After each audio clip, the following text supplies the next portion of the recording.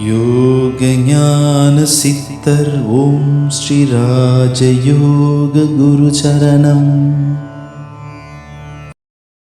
நல்லா இருந்துகிட்டு இருப்பாங்க, கடவுள் மேலே பக்தின்னுவாங்க, இல்லை யோக சக்தி மேலே நம்பிக்கை, குரு மேலே நம்பிக்கைன்னுவாங்க.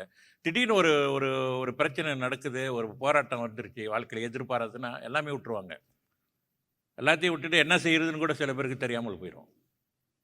அது உண்மையான தன்னம்பிக்கை உடையவர்கள் அப்படி இருக்க மாட்டாங்க. தன்னம்பிக்கை என்பது ரொம்ப ரொம்ப முக்கியம் மனிதனுக்கு. இந்த தன்னம்பிக்கை யோக சக்தியும் இணையும் பொழுது முடியாத விஷயமே கிடையாது. வாழ்க்கையில் எதையுமே நம்ம ஃபேஸ் பண்ண முடியும், எதையுமே நம்ம வெற்றி கொள்ள முடியும்.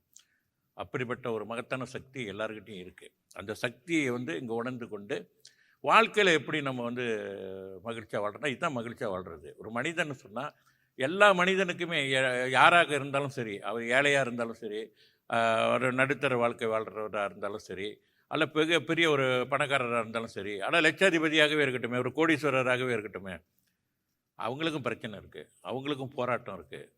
அவங்களோட நிலையில் அவங்களோட நிலையிலிருந்து அந்த போராட்டங்கள் இருக்க தான் செய்யுது. நமக்கு தெரியல.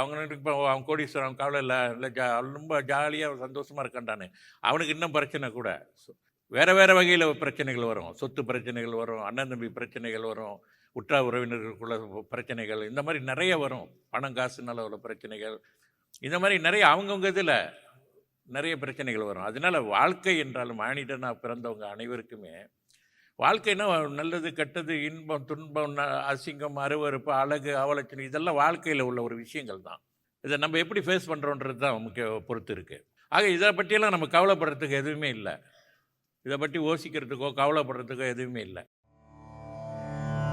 யோக ஞான சித்தர் ஓம் ஸ்ரீ ராஜயோக குரு சரணம்.